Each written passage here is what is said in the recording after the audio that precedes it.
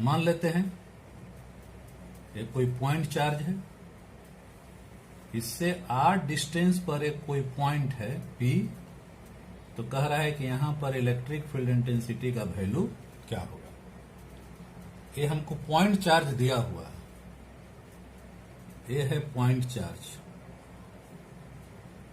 Point charge या कह सकते हैं यही है हमारा सोर्स चार्ज, जिसके कारण हमको इलेक्ट्रिक फील्ड इंटेंसिटी निकालना है। तो यही सोर्स चार्ज है। सोर्स चार्ज कैसा है? पॉइंट चार्ज है। अब सोर्स चार्ज के कारण, पॉइंट चार्ज के कारण r डिस्टेंस पर कोई एक पॉइंट है, ये जो r डिस्टेंस पर पॉइंट है ये निश्चित रूप से इलेक्ट्रिक फील्ड के अंदर है। तो r डिस्टेंस के कारण, r डिस्टेंस पर कोई एक पॉइंट है, यहां पर हमको इलेक्ट्रिक फील्ड इंटेंसिटी का वैल्यू निकालना है। सबसे पहले क्या करेंगे? तो सबसे पहले डिफिनीशन ये कहता है कि वहां पर हम एक यूनिट पॉजिटिव चार्ज रखेंगे। यूनिट पॉजिटिव चार्ज रखिए। तो यूनिट पॉजिटिव चार्ज रखिएगा तो यहां भी पॉजिटिव चार्ज है, पॉइंट चार्ज, यहां भी यूनिट पॉजिटिव चार्ज है। इसका मतलब फोर्स का वैल्यू इधर होगा, बाहर की ओर रिपल्सन होगा। तो जिधर फोर्स होगा उधर ही इलेक्ट्रिक फील्ड इंटेंसिटी हो गया। ये तो देख लिए, इसका डायरेक्शन निकल गया। डायरेक्शन निकालने के लिए हम क्या करेंगे? वहां पर यूनिट पॉजिटिव चार्ज रखेंगे और यूनिट पॉजिटिव चार्ज रखने पर फोर्स का जो डायरेक्शन होता है वही इलेक्ट्रिक फील्ड इंटेंसिटी का डायरेक्शन होता है। अब वहां पर इलेक्ट्रिक फील्ड इंटेंसिटी का वैल्यू क्या होगा? तो कहता है कि यह यूनिट पॉजिटिव चार्ज पॉसिबल नहीं है।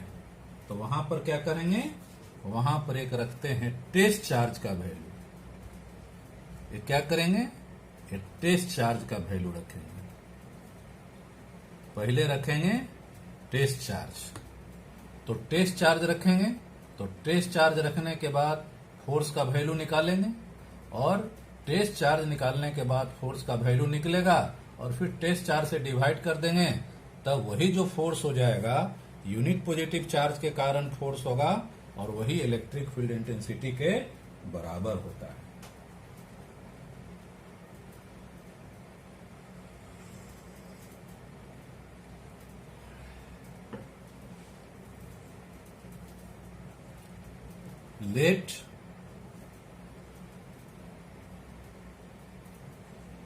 let a point charge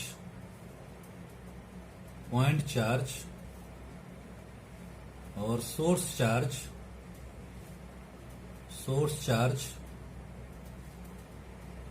Q plus Q क्या करेंगे? Positive test charge Q naught, positive test charge, positive test charge R क्या होगा? डिस्टेंस है। तो इसी को हम लोग मान लेते हैं ऑरिजिन। पॉइंट चार्ज को, सोर्स चार्ज को ऑरिजिन मान लें, ऑब्जर्वर मान लें, तो यहां से इसका ये पोजीशन वेक्टर हो जाएगा। इसको हम लोग कहेंगे पोजीशन वेक्टर। डिस्टेंस को हम लोग कहेंगे, यहां पर कहेंगे पोजीशन वेक्टर। तो एक पॉइंट चार्ज के कारण इस टेस्ट चार्ज पर कितना फोर्स लगेगा? Force exerted by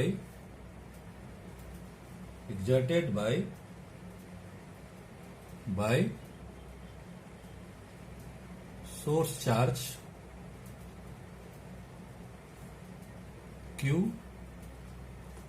on test charge Q naught. कितना फोर्स का वैल्यू हो जाएगा? जैसा कि आप जानते हैं 1/4πε0 Q naught by R square. अब ये चूंकि फोर्स जो है वेक्टर क्वांटिटी है, तो वेक्टर क्वांटिटी है तो फोर्स भी वेक्टर हो जाएगा।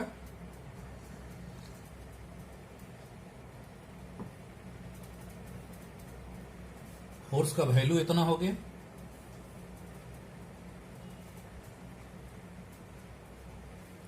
In terms of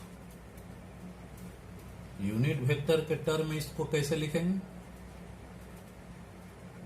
force vector quantity है तो वेक्टर के टर्म में लिखेंगे 1/4πε0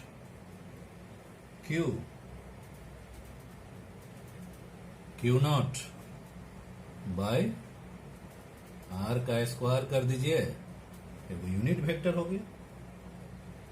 फिर आर कैप क्या है? इसको हम लोग कहते हैं यूनिट वेक्टर।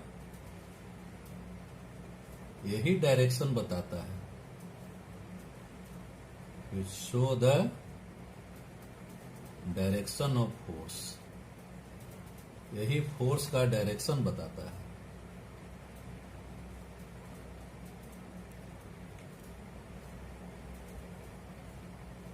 तो देन इलेक्ट्रिक फील्ड इंटेंसिटी कितना हो जाएगा? इलेक्ट्रिक फील्ड इंटेंसिटी का वैल्यू कितना हो जाएगा एट गिवन पॉइंट पर? इलेक्ट्रिक फील्ड इंटेंसिटी का फॉर्मूला बताए हैं, force by test charge. Force का वैल्यू हो गया 1/4πε0 Q0 बाय आर स्क्वायर। वो यूनिट वेक्टर हो गया और डिवाइडेड बाय टेस्ट चार्ज से डिवाइड कर दीजिए। तो टेस्ट चार्ज कैंसिल हो गया। E का वैल्यू हो गया 1/4πε0 Q by R square into unit vector. यही हो गया इलेक्ट्रिक फील्ड इंटेंसिटी का वैल्यू। इसके टर्म में, यूनिट वेक्टर के टर्म में। अब यहां ये आर कैप, ये फॉर्मूला में फोर्स का डायरेक्शन बता रहा था। अब ये R cap electric field intensity का डायरेक्शन बताएगा। फिर आर कैप हो गया, ये हो गया यूनिट वेक्टर, ये हो गया यूनिट वेक्टर। अब ये क्या बताएगा? which show the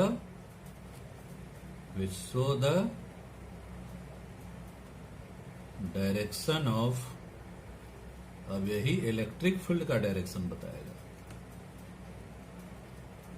क्योंकि जो फोर्स का डायरेक्शन होता है वही इलेक्ट्रिक फील्ड का डायरेक्शन होता है।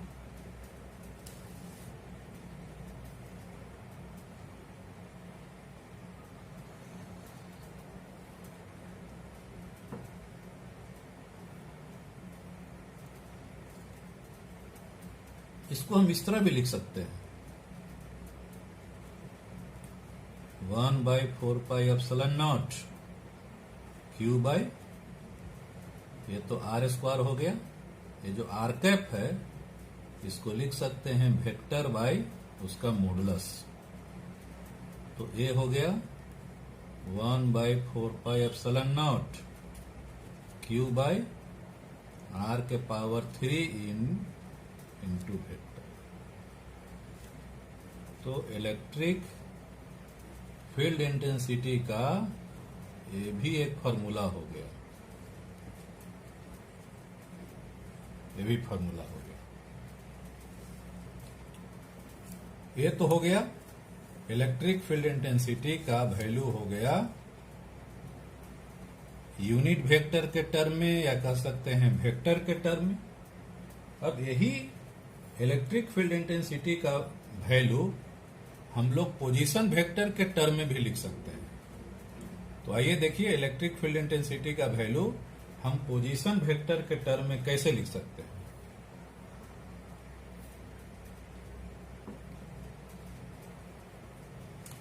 देखिए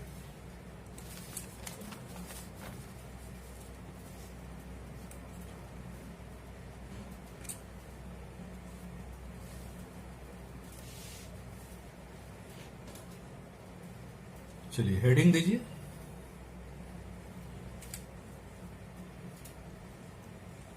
electric field intensity, electric field intensity in terms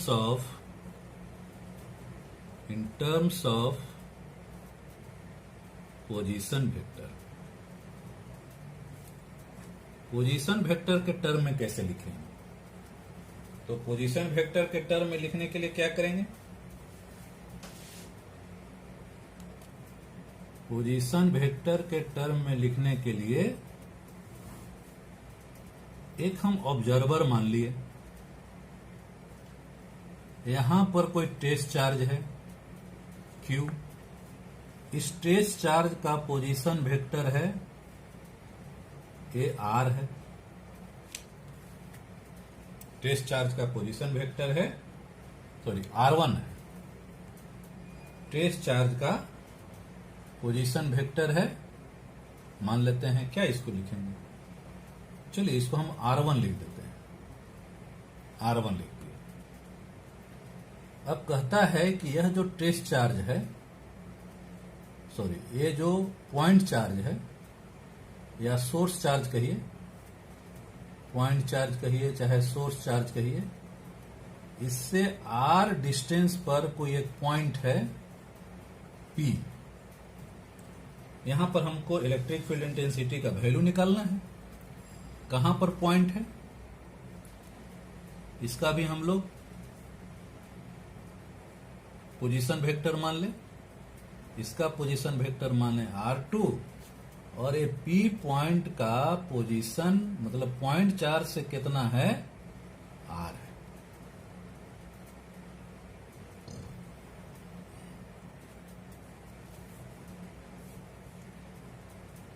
late A point charge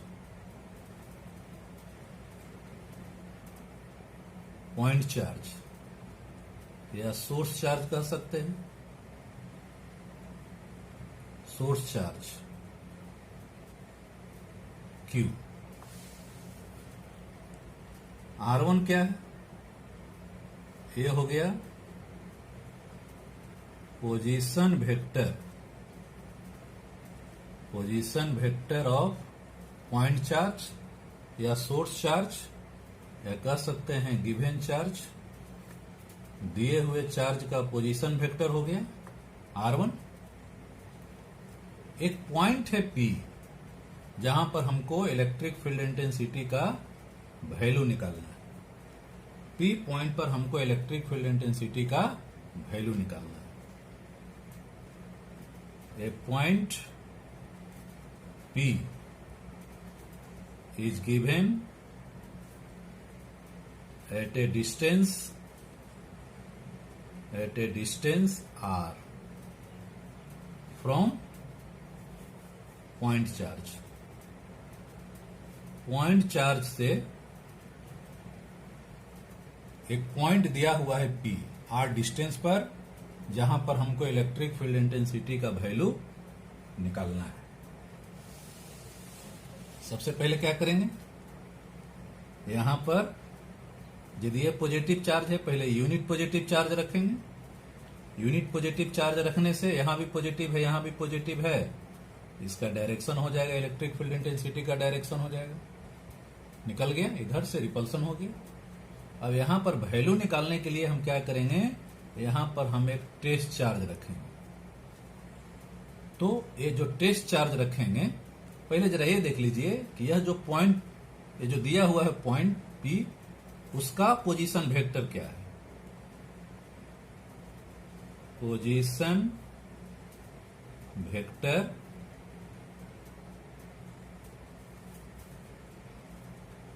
of point P, इसको हम लोग OP कह सकते हैं या इसी को R2 कह सकते हैं। ये R1 है या इसी को OA कह सकते हैं। OA हो गया, R1 हो गया, पोजीशन वेक्टर हो गया दिया हुआ चार्ज का, OP हो गया, R2 हो गया दिए हुए पॉइंट का पोजीशन वेक्टर। देन पहले फोर्स ऑन टेस्ट चार्ज पर कितना फोर्स लगेगा? 1/4πε0 Q नॉट बाई R। ये कह सकते हैं, एपी कह सकते हैं, या इसको हम लोग कहेंगे ये डिस्टेंस हो गया R का स्क्वायर एगो R कैप यूनिट वेक्टर हो गया, या इसको इस तरह भी हम लोग कह सकते हैं 1/4πε0 Q नॉट, इसको R12 भी कह सकते हैं, R12 का यूनिट वेक्टर हो गया, या इसी को हम लोग ये भी कह सकते हैं 1/4πε0 Q नॉट। लास्ट डे हम बताए थे क्या करेंगे, इसका मॉडुलस से डिवाइड करेंगे तो R वेक्टर बाई R का मॉडुलस, तो ये R का पावर Q हो जाता है, तो इसको हम लोग R12 का पावर Q इंटू R12। अब यहां यूनिट वेक्टर नहीं कह करके इसको हम लोग वेक्टर कहेंगे। अब जरा हम लोग देखें इन वेक्टर ट्रेंगल OPA में देखिए, इन vector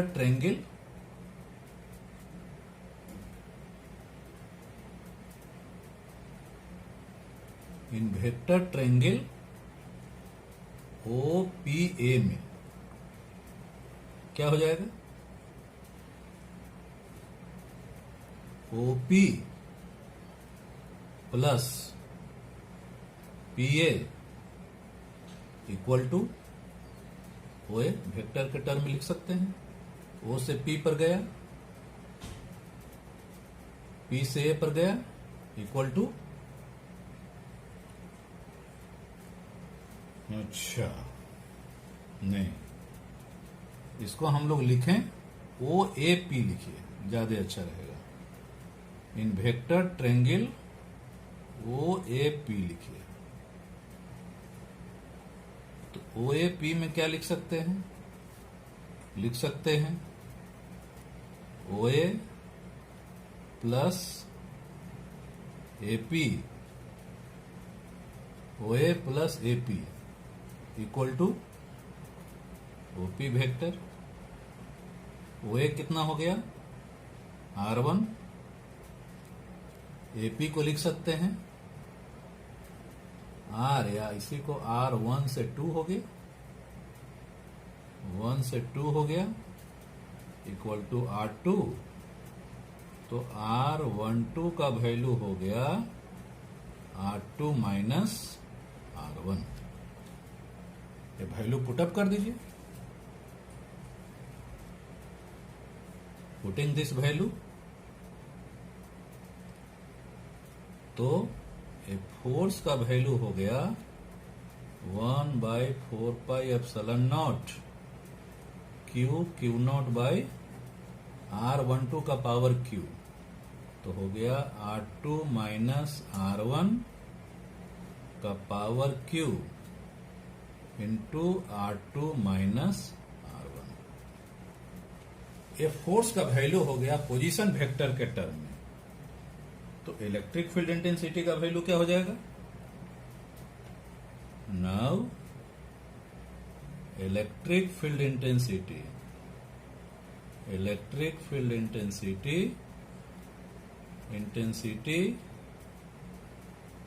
in terms of position vector हो जाएगा, E का वैल्यू हो जाएगा फोर्स बाय टेस्ट चार्ज, या इसको लिख सकते हैं 1/4πε0 Q naught bye R2 minus R1 का पावर 3 ऊपर हो गया R2 माइनस R1, Q0 से हम डिवाइड कर दिए तो Q0 कैंसिल हो गया। इसी को हम लोग लिख देते हैं 1/4 पाई एप्सिलॉन नॉट। यहां हो गया Q into R2 minus R1, नीचे हो गया R2 माइनस R1 का पावर 3। इसी को हम लोग कहते हैं electric field intensity at A point in terms of position vector के टर्म में हो गया। ये हो गया पोजीशन वेक्टर के टर्म में हो गया। अब एक चीज और देखिए,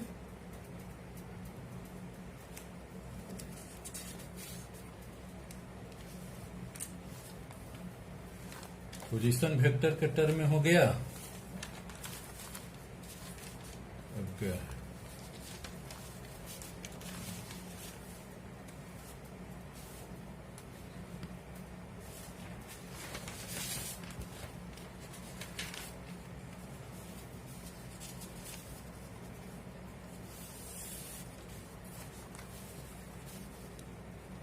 अब आ जाइए, इसी को हम लोग देखेंगे पोजीशन वेक्टर के टर्म में हो गया। यही electric field intensity Cartesian coordinate system में क्या होता है। Electric field intensity in Cartesian coordinate system, in Cartesian coordinate system, या इसी को कहते हैं रेक्टेंगुलर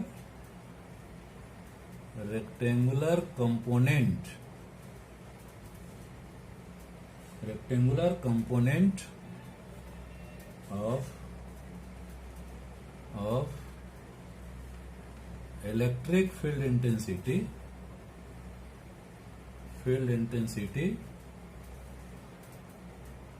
at a point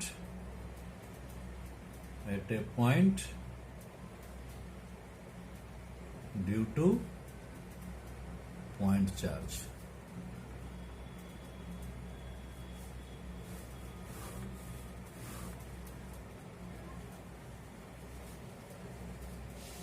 क्या कहता है, electric field intensity Cartesian coordinate system में एक्स वाई जेड एक्सिस में क्या होगा।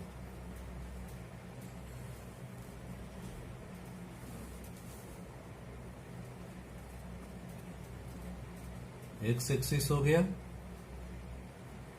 वाई एक्सिस हो गया, जेड एक्सिस हो गया। ये ऑरिजिन हो गया, ऑब्जर्वर हो गया। एक्स एक्सिस के अलोंग यूनिट वेक्टर जानते हैं आई होता है, वाई एक्सिस के अलोंग यूनिट वेक्टर क्या होता है, जे होता है।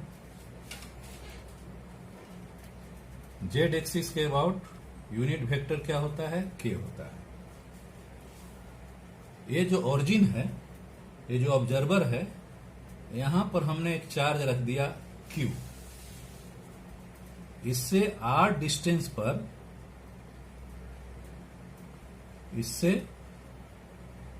डिस्टेंस पर एक पॉइंट है P, यहां पर इलेक्ट्रिक फील्ड इंटेंसिटी निकालना है, और वही इलेक्ट्रिक फील्ड इंटेंसिटी निकालना है कार्टेशियन कोऑर्डिनेट के सिस्टम के टर्म में, मतलब एक्स वाई जेड के टर्म में निकालना है।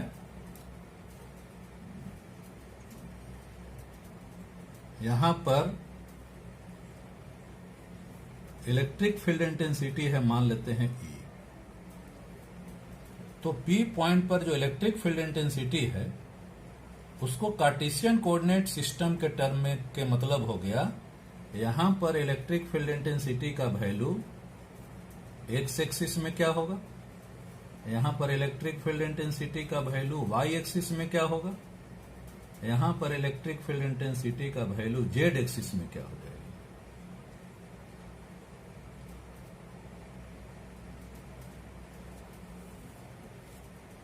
एक्स एक्सिस में क्या होगा, वाई एक्सिस में क्या होगा, जेड एक्सिस में क्या होगा? देखिए, लेट ओपी क्या है? Position vector. ओपी, पी का पोजीशन वेक्टर कितना है? आर। ओपी कहिए चाहे आर कहिए, इसको हम लोग कार्टेशियन कोऑर्डिनेट सिस्टम के टर्म में कितना लिखते हैं? इसको कार्टेशियन कोऑर्डिनेट सिस्टम के टर्म में हम लोग लिखें, मतलब एक्स वाई जेड के टर्म में लिखें तो लिखते हैं x i plus y j plus z के लिखते हैं कार्टेशियन कोऑर्डिनेट सिस्टम के टर्म में, एक्स वाई जेड के टर्म में। इसका मॉडुलस कितना होगा? आर। या इसका मॉडुलस कितना होगा? कितना हो जाता है जानते हैं? Under root x square plus y square plus z square. तो पी पॉइंट पर हमको इलेक्ट्रिक फील्ड इंटेंसिटी निकालना है। पी पॉइंट का पोजीशन वेक्टर जो आर है, ये पोजीशन वेक्टर हो गया, ये उसका मॉडुलस हो गया। अब वहां का इलेक्ट्रिक फील्ड इंटेंसिटी क्या होगा? इलेक्ट्रिक फील्ड इंटेंसिटी तो आप जान ही रहे हैं, फॉर्मूला 1/4πε0 Q/R, एगो यूनिट वेक्टर, एगो यूनिट वेक्टर, या इसी को हम लोग कहते हैं, क्या कहते हैं? 1/4πε0 Q/, ये हो जाएगा R के पावर Q, ये हो गया R वेक्टर हो गया। ये यूनिट वेक्टर के टर्म में हो गया, ये पोजीशन वेक्टर के टर्म में हो गया। तो इसको हम लोग लिख सकते हैं 1/4πε0 Q,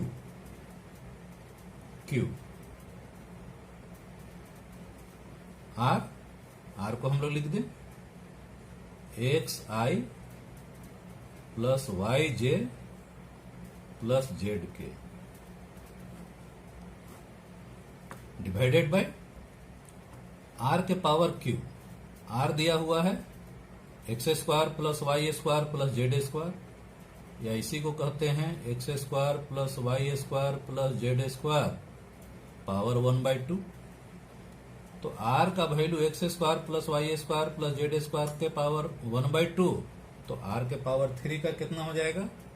इसको आप लिख सकते हैं x square plus y square plus z square power 3/2।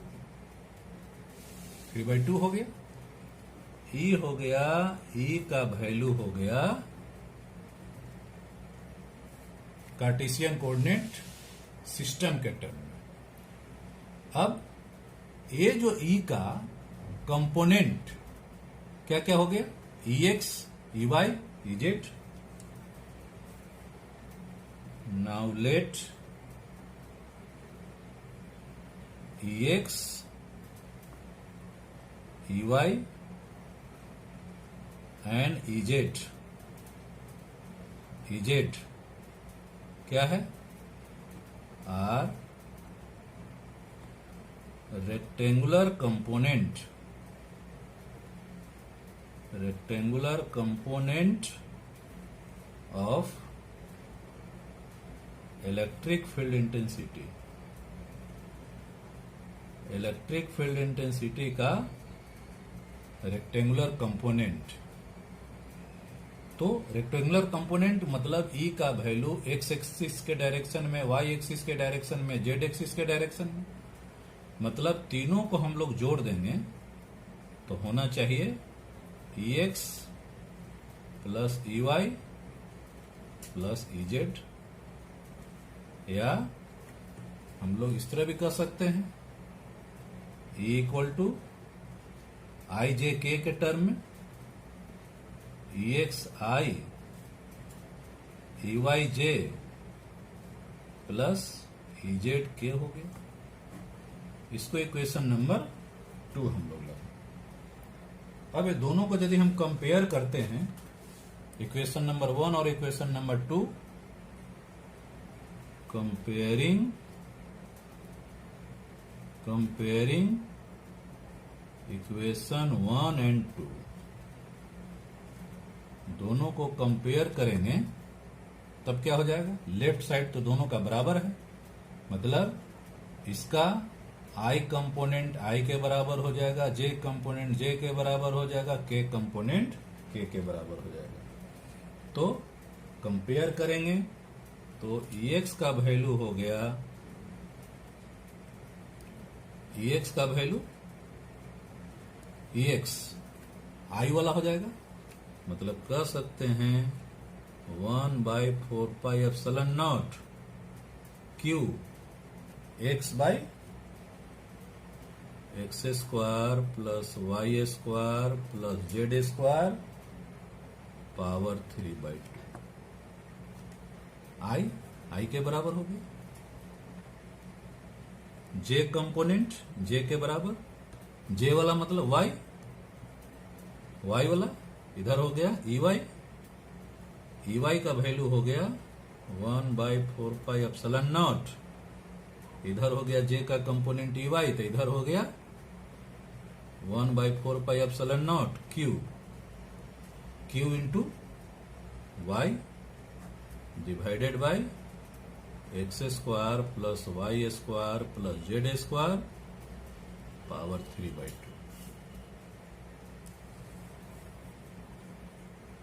और EZ का वैल्यू हो गया 1/4πε0, EZ मतलब K वाला कंपोनेंट, तो K का कंपोनेंट यहां EZ है, तो यहां K वाला Z हो गया, Q into z, Q into z x square plus y square plus z square 3/2। इसी को कहा जाता है rectangular component of electric field intensity.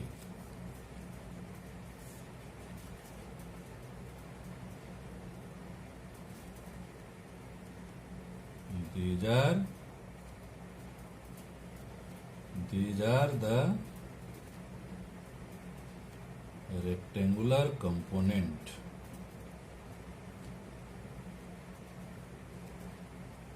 यही है rectangular component. These are the rectangular component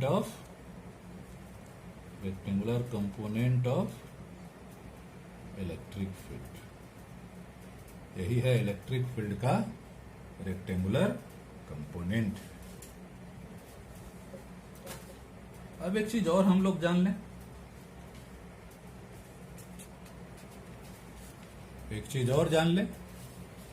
क्या है? अभी तक आप लोग देख लिए इलेक्ट्रिक फील्ड इंटेंसिटी का वैल्यू क्या होता है।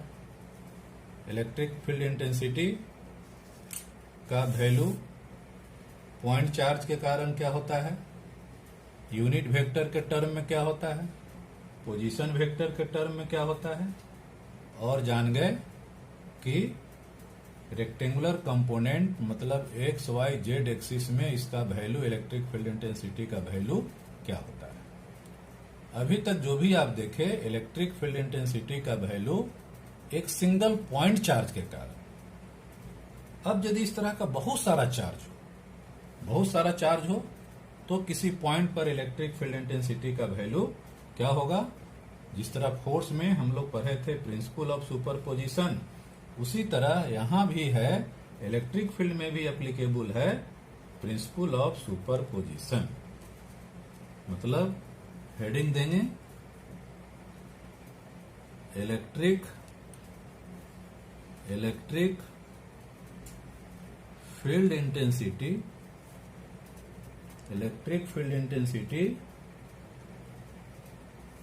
Due to a group of charges,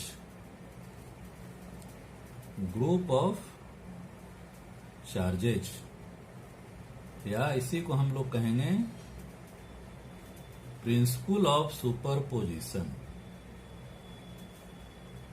principal of superposition, principal of superposition क्या होगा?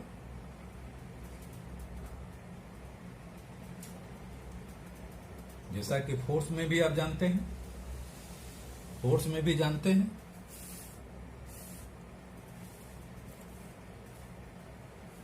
बहुत सारा चार्ज है, Q1, Q2, Q3, सब के कारण किसी पॉइंट पर हमको निकालना है इलेक्ट्रिक फील्ड इंटेंसिटी। क्या करेंगे? इसके कारण इलेक्ट्रिक फील्ड इंटेंसिटी निकाल लिए E1, ये मान लेते हैं इसका पोजीशन है R1, ये चार्ज के कारण यहां इलेक्ट्रिक फील्ड इंटेंसिटी E2, ये चार्ज के कारण यहां पर इलेक्ट्रिक फील्ड इंटेंसिटी, मान लेते हैं यहां पर नेगेटिव चार्ज है तो इधर हो जाएगा E3 हो जाएगा। इस तरह बहुत सारा चार्ज होगा।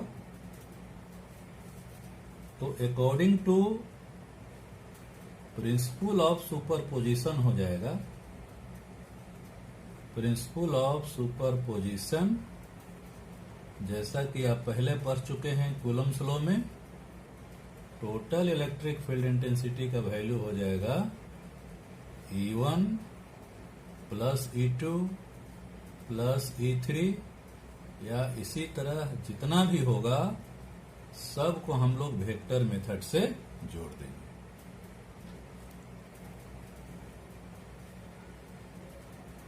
E1 का वैल्यू मतलब Q1 चार्ज के कारण 1/4πε0 Q1 बाय R1 का स्क्वायर, R1 का unit vector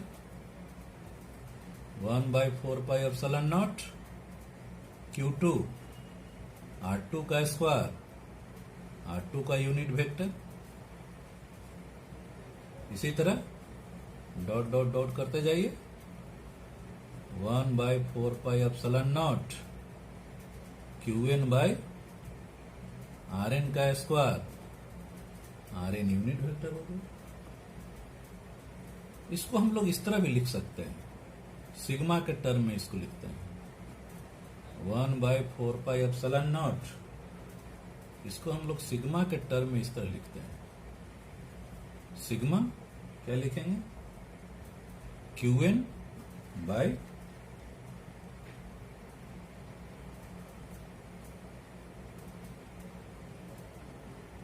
R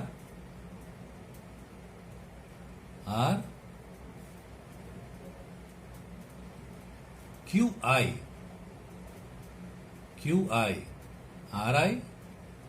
RI unit vector, जहां I का वैल्यू है 1 to n।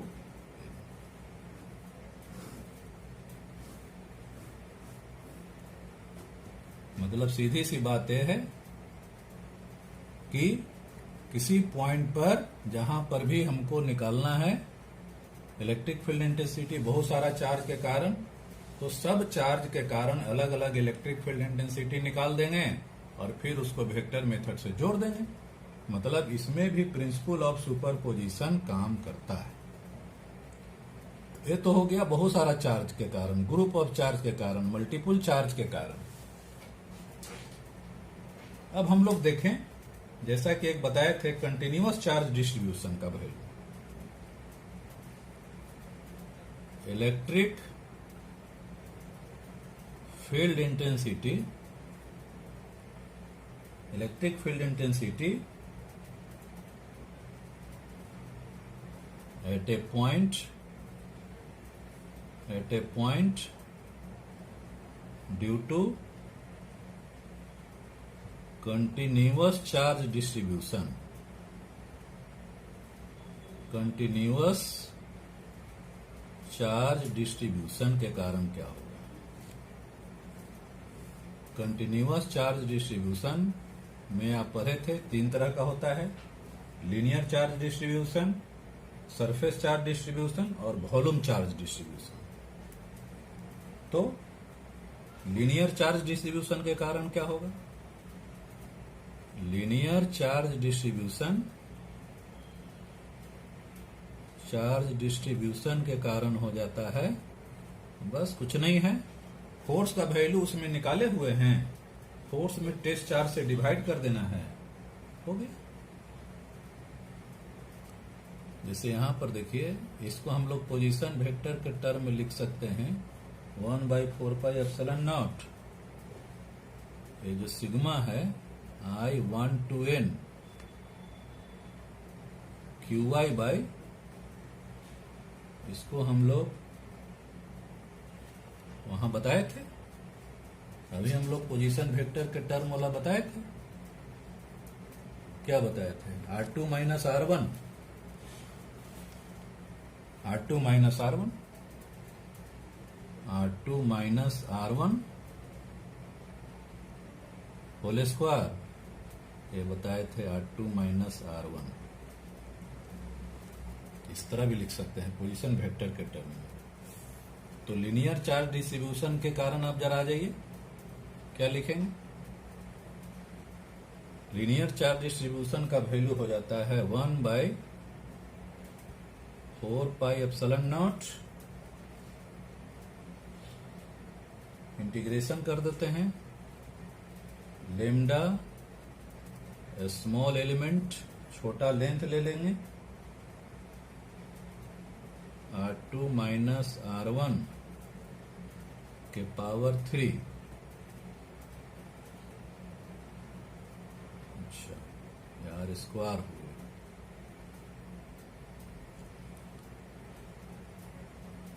Into R2 minus R1। जहां ये लेमडा क्या है, ये टोटल इंटीग्रेशन करते हैं लेंथ के, फिर लेमडा को कहते हैं linear charge density. Linear charge density इसको बोलते हैं।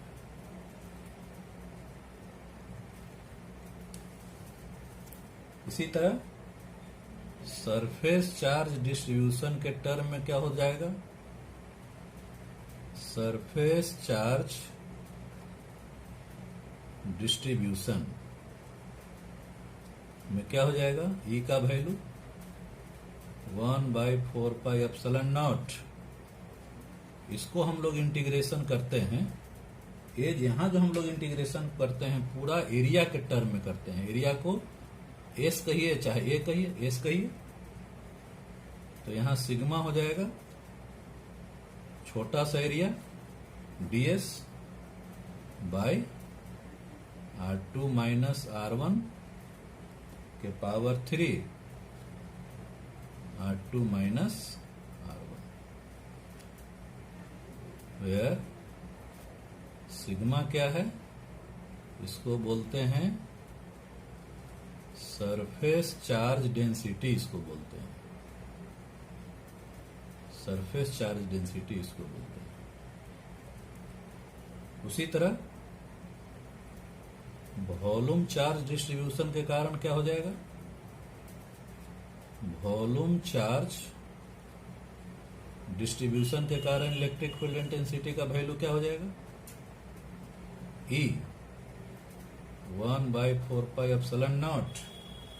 अब यहां जो इंटीग्रेशन करेंगे हम लोग पूरे वॉल्यूम के रेस्पेक्ट में करेंगे, और यहां हो जाएगा charge density, volumetric charge density, जिसको हम लोग रो से डिनोट करते हैं, इनटू अ स्मॉल वॉल्यूम। बाकी तो वही है, R2 माइनस R1 के पावर 3 R2 माइनस R1, जहां रो क्या है?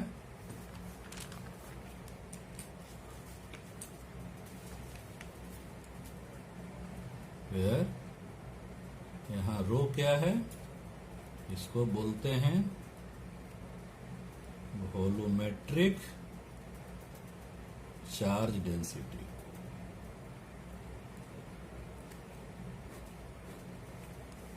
ठीक है, तो ये हो गया इलेक्ट्रिक फील्ड इंटेंसिटी का वैल्यू सिंगल चार्ज के कारण, मतलब एक पॉइंट चार्ज के कारण, उसमें भी आपको बताया वेक्टर के टर्म में, यूनिट वेक्टर के टर्म में, पोजीशन वेक्टर के टर्म में, साथ ही साथ वो सिंगल चार्ज वाला हो गया। सिंगल चार्ज का बहुत सारा कंपोनेंट बताया, रेक्टेंगुलर कंपोनेंट। साथ साथ ये भी आप देख लिए इलेक्ट्रिक फील्ड इंटेंसिटी, बहुत सारा चार्ज है तब किसी पॉइंट पर ग्रुप ऑफ चार्ज के कारण।